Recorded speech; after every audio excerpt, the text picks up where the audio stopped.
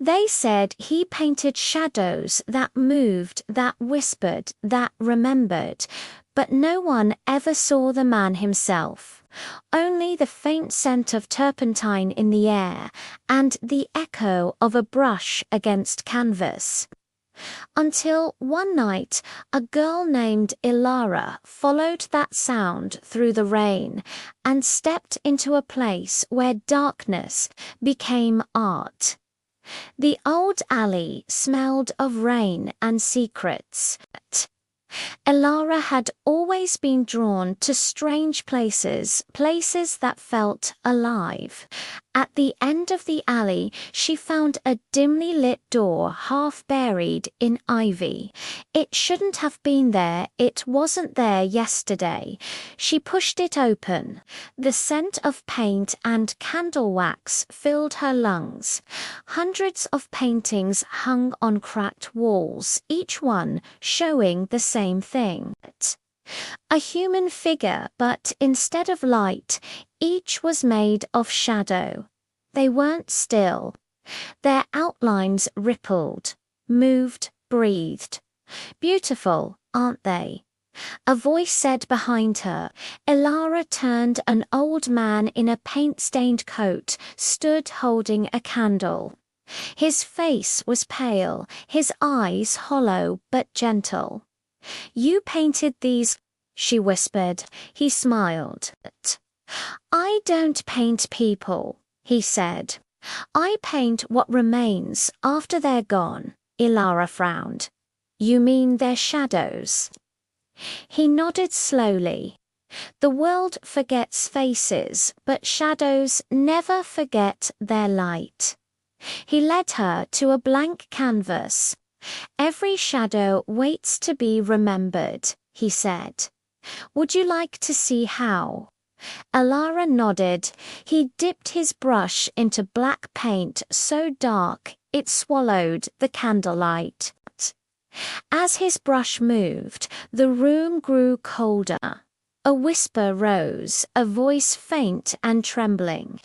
On the canvas, a form began to appear, the shape of a little boy holding a toy bird. Elara gasped. "That's my brother," she whispered. "He died when I was 10. The painter's voice softened. "He never left. He just became a shadow." Elara stepped closer, tears welling in her eyes.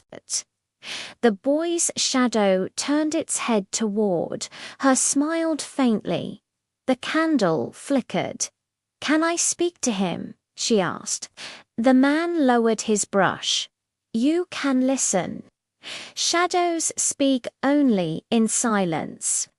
She stood still, eyes closed, and in the quiet she heard it. Her brother's laughter, the soft chirp of his wooden bird, her own childhood echoing back through darkness.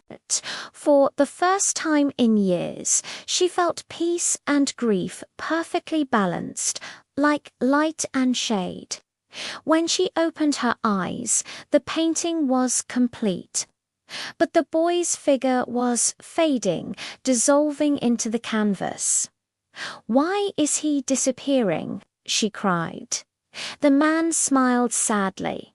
"Because you remember now, shadows only stay for the forgotten."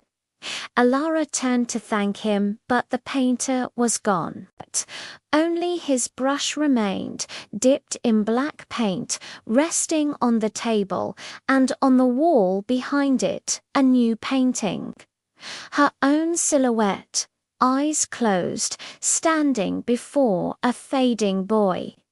At the bottom, written in dripping ink, "Every shadow is a memory of love." The next day, the door in the alley was gone.